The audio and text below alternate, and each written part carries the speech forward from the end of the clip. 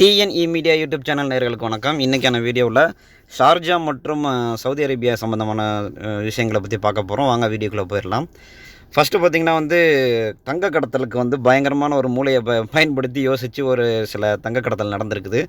அதை ஷார்ஜாவிலேருந்து இந்தியாவுக்கு நாக்பூருக்கு வந்தவர்கிட்ட கைப்பற்றியிருக்கிறாங்க. ஸோ அதை அவர் கடத்திட்டு வந்த விதம் தான் ரொம்பவும் தனித்துவமாக இருக்குது. அதை பார்த்த போலீஸ் அதிகாரிகளே ஆச்சரியம் அடைஞ்சிருக்கிறாங்க. ஸோ அவர் எப்படி கடத்திட்டு வந்திருக்கிறாரு அப்படிங்கிறத இங்கே சொல்லியிருக்கிறாங்க. அதாவது இந்த நபர் ஷார்ஜாவிலேருந்து இந்தியாவினுடைய நாக்பூர் அப்படிங்கிற விமான நிலையத்துக்கு வந்திருக்கிறாரு. ஸோ இவரை தங்கம் கடத்திட்டு வராரு அப்படிங்கிறது ஏற்கனவே அங்கே உள்ள வான் துறை நுண்ணறிவு போலீஸார் இருக்கிறாங்கல்ல, அவங்களுக்கு ஆல்ரெடி அது தெரிஞ்சிருக்குது. ஸோ அந்த தெரிஞ்சதுனால அவங்க கரெக்டாக அந்த நபரை ஏர்போர்ட்லேயே மடக்கி பிடிச்சிருக்கிறாங்க. அவர் எப்படி கொண்டு வந்திருக்காருன்னு பார்த்திங்கன்னா, அவருடைய லக்கேஜை எடுத்து ஓப்பன் பண்ணி பார்க்கும்போது அதில் நிறைய துணிமணிகள் தான் இருந்திருக்குது. ஸோ சந்தேகத்துக்கு இடமில்லாமல் வெறும் துணிமணிகளாக இருக்கும்போது என்ன பண்ணியிருக்காங்க, அந்த துணிகள்லாம் எடுத்து ஒவ்வொன்றா கத்திரிக்கோலில் கட் பண்ணியிருக்காங்க. கட் பண்ணி பார்க்கும்போது அந்த ஆச்சரியம் அடைஞ்சிருக்கு. இந்த நியூஸ்லேயே இப்போ இந்த வீடியோலேயே பார்த்திங்கன்னா தெரியும், வீடியோ கிடையாது, இந்த ஃபோட்டோவிலே பார்த்திங்கன்னா தெரியும். கட் பண்ணியிருக்கிறாங்க. கட் பண்ணும்போது என்ன தெரிஞ்சிருக்குன்னா, உள்ளறக்க அதாவது அந்த தங்கத்தை உருக்கி அதை காயறதுக்கு முன்னாடியே அதில் துணியில் ஸ்ப்ரே பண்ணிட்டாங்க. தங்கத்தை உருக்கி காயறதுக்கு முன்னாடியே துணியில் ஸ்ப்ரே பண்ணிட்டாங்க. அதுக்கப்புறம் அது காஞ்சதுக்கப்புறம் பேஸ்ட் மாதிரி ஒட்டிக்கிறோம்ல, ஒட்டினதுக்கப்புறம் அதை அப்படியே மறுபடியும் நார்மல் பேண்ட் மாதிரி தச்சுட்டு அந்த மாதிரி நிறையா துணிகளில் அதே மாதிரி பண்ணி எடுத்துகிட்டு வந்திருக்காப்புல. இதனுடைய மதிப்பு பார்த்திங்கன்னா 50 லட்சம்னு சொல்கிறாங்க. அதை எடுத்து போலீஸ் அதிகாரிகள் எடுத்து அதை இடப்பட்டு எல்லாம் பண்ணி பார்த்ததுக்கப்புறம் 50 லட்சத்துக்கு உண்டான பெருமான அந்த தங்கத்தை அந்த மாதிரி உருக்கி ஸ்ப்ரே பண்ணி எடுத்துகிட்டு வந்திருக்கிறாங்க. ஸோ இதை கையும் களவுமாக மாட்டிக்கொண்டார். இது மட்டும் இல்லாமல் 77 லட்சம் மதிப்பில் கை கடிகாரங்களும் அவர் கொண்டு வந்திருக்கிறாரு அப்படிங்கிற மாதிரி சொல்லியிருக்கிறாங்க. ஸோ இதை பார்த்ததுக்கப்புறம் அந்த போலீஸ் அதிகாரிகளே இந்த மாதிரினா தங்க கடத்தலுக்கு பயங்கர யோசனை என்ன பண்ணிக்கிட்டு இருக்கிறாங்க, மூளையை யூஸ் பண்ணிக்கிட்டு இருக்கிறாங்க அப்படிங்கிறத தெரிய வந்திருக்குது.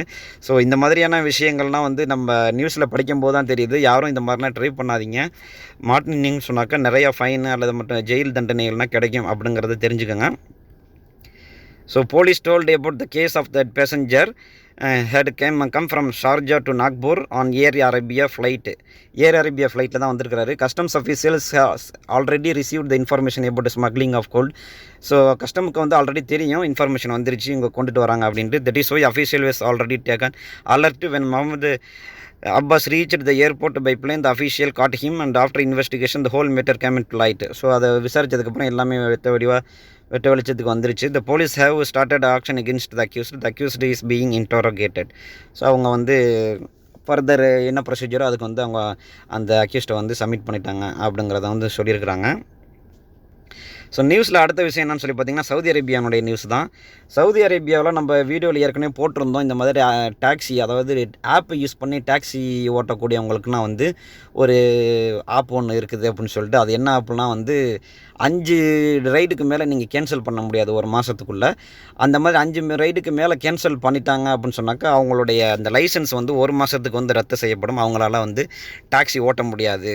வாகனம், அதாவது இதில் ரெண்டல் பேசிஸில் டாக்ஸி ஓட்ட முடியாது. அந்த அப்டேட் வரப்போகுதுன்னு சொல்லிட்டு சில மாதங்களுக்கு முன்பு சொல்லியிருந்தோம். அது இம்ப்ளிமெண்ட் பண்ணிட்டாங்க சவுதி அரேபியாவில். டிரான்ஸ்போர்ட் ஜென்ரல் அத்தாரிட்டி, சவுதி அரேபியாவுடைய போக்குவரத்து அமைச்சகம் அதை இம்ப்ளிமெண்ட் பண்ணிருச்சு அப்படிங்கிற ஒரு நியூஸ் கொடுத்துருக்குறாங்க. அதாவது போக்குவரத்து துறையினுடைய சட்டம், ரெகுலேஷன், டாக்ஸி சர்வீஸ் ரெகுலேஷன்ஸ், அந்த சட்டத்தின் 42வது பிரிவின் படி இந்த சேஞ்சஸ் கொண்டு வந்திருக்கிறாங்க. ஸோ இதன் பிரகாரம் ஒரு டிரைவர் 5 தடவைக்கு மேலே, ஒரு மாதத்துக்கு 5 தடவைக்கு மேலே அவங்களுடைய ரைடை கேன்சல் பண்ண முடியாது. அவங்களுக்கு அந்த ரைடை கேன்சல் பண்ண முடியாது. அப்படி பண்ணணும்னு சொன்னாக்க லைசன்ஸ் ரத்து பண்ணப்படும். இது எதுக்காக வேண்டி இதை கொண்டு வந்திருக்கிறாங்க அப்படின்னு சொன்னால், மேக்ஸிமம் இந்த மாதிரியான டாக்ஸி சர்வீஸில் இன்வால்வ் ஆகிருக்கிறது யாருன்னு பார்த்திங்கன்னா, இன்வெஸ்டர்ஸ் தான் நிறைய பேர் இன்வால்வ் ஆகிருக்கிறாங்க. ஏன்னா நிறைய பேர்கிட்ட பணம் வாங்கி இந்த மாதிரி டாக்ஸி சர்வீஸில் மற்ற விஷயங்களை இன்வெஸ்ட்மெண்ட் பண்ணுவாங்க. இந்த மாதிரி டாக்ஸி சர்வீஸில் இன்வெஸ்ட்மெண்ட் பண்ணும்போது அந்த இன்வெஸ்டர்ஸ்க்கு லாஸ் நடக்கக்கூடாது அப்படிங்கிறதுக்காக வேண்டியும், அதே மாதிரி அந்த டாக்ஸி சர்வீஸை பயன்படுத்தக்கூடிய பொதுமக்களுக்கும் ஏமாற்றம் அடையக்கூடாது. ஏன்னா புக் பண்ணியிருப்பாங்க, திடீர்னு கேன்சல் பண்ணிட்டாக்க இப்போ அடுத்த புக் பண்ணுறதுக்கு நேரமாகும். அல்லது புக் பண்ணி வச்சுருப்பாங்க, அவங்களுக்கே தெரியாமல் டாக்ஸி வரும்னு எதிர்பார்த்துட்டு இருப்பாங்க, ஆனால் கேன்சல் பண்ணது தெரியாமல் காத்துட்ருப்பாங்க. ஸோ இந்த மாதிரியான விஷயங்கள்னால் வந்து கண்ட்ரோலுக்கு கொண்டுட்டு வரணும், கட்டுப்படுத்தணும். அதே மாதிரி டிரைவரும் வந்து ஒரு ரைடு அக்செப்ட் பண்ணுறதா, ரிஜெக்ட் பண்ணுறதா அப்படிங்கிறதுக்கு முன்னாடியே அவருங்க எந்த டெஸ்டினேஷனுக்கு போகிறாங்க, எங்கே இருக்கிறாங்க அப்படிங்கிறத தெரிஞ்சுக்கிட்டு தான் அவங்க வந்து அதை கேன்சல் பண்ணணும், அதை அக்செப்ட் பண்ணணும் அப்படிங்கிற மாதிரியான நிறைய இம்ப்ரூவ்மெண்ட்னா வந்து இதில் கொண்டு வந்திருக்கிறாங்க. ஸோ யாருமே அந்த டெஸ்டினேஷனை போகக்கூடிய டெஸ்டினேஷனை பார்க்காம எடுத்தோடனே கேன்சல் பண்ணிட்டாங்கன்னு சொன்னால், அதே மாதிரி 5 தடவை கேன்சல் பண்ணிட்டாங்கன்னா அவங்களுடைய லைசன்ஸ் வந்து 1 மாதத்துக்கு வந்து ரத்து செய்யப்படும் அப்படிங்கிறதையும் இங்கே சொல்லியிருக்கிறாங்க. இதை கொண்டு வந்திருக்கக்கூடிய முக்கியமான காரணம் அந்த இன்வெஸ்டர்ஸ் வந்து பாதிக்கிறாங்க நிறைய பேர். ஸோ அந்த இன்வெஸ்டர்ஸ் பாதிக்கப்படக்கூடாது அப்படிங்கிறதுக்காக வேண்டியும், அதே போல் இந்த லக்கேஜ் மற்ற விஷயங்களை அவங்க தொலைச்சிட்டு போகிற ஜாமான்கள் காரில் வரக்கூடிய பேசஞ்சர்ஸோடைய பர்சனல்ஸ் பிலாங்கிங்ஸ் லக்கேஜ் இதெல்லாம் வந்து விட்டுட்டு போனாக்கா அதையும் ப்ராப்பராக கொண்டு வந்து அவங்கக்கிட்ட சேர்க்கணும் அப்படிங்கிற மாதிரியான முயற்சிகள் என்னென்னா இருக்குதோ அதெல்லாம் வந்து ஒட்டுமொத்தமாக கொண்டு வந்து இதில் இம்ப்ளிமெண்ட் பண்ணியிருக்கிறாங்க. அதனுடைய அந்த சட்டத்திட்டத்தின் 42வது பிரிவின்படி இதை வந்து இம்ப்ளிமெண்ட் பண்ணியிருக்கிறாங்க அப்படிங்கிறத தெரிஞ்சுக்கோங்க. வீடியோவில் பகிரப்பட்ட தகவல்கள் உங்களுக்கு பயனுள்ளதாக இருக்கும்னு நினைக்கிறேன். இருந்துச்சுன்னு சொன்னால் வீடியோக்கு ஒரு லைக் கொடுத்துட்டு உங்கள் ஃப்ரெண்ட்ஸுக்கு ஷேர் பண்ணுங்கள். இன்னும் நம்ம சேனலை சப்ஸ்கிரைப் பண்ணாதவங்க சப்ஸ்கிரைப் பண்ணிட்டு கூட உள்ள பெல் ஐகானை கிளிக் பண்ணிக்கோங்க. அப்போ தான் இப்போது போல் நம்ம பயனுள்ள தகவல்கள் உங்களுக்கு உடனுக்குடன் நோட்டிஃபிகேஷனாக கிடைக்கும். நன்றி.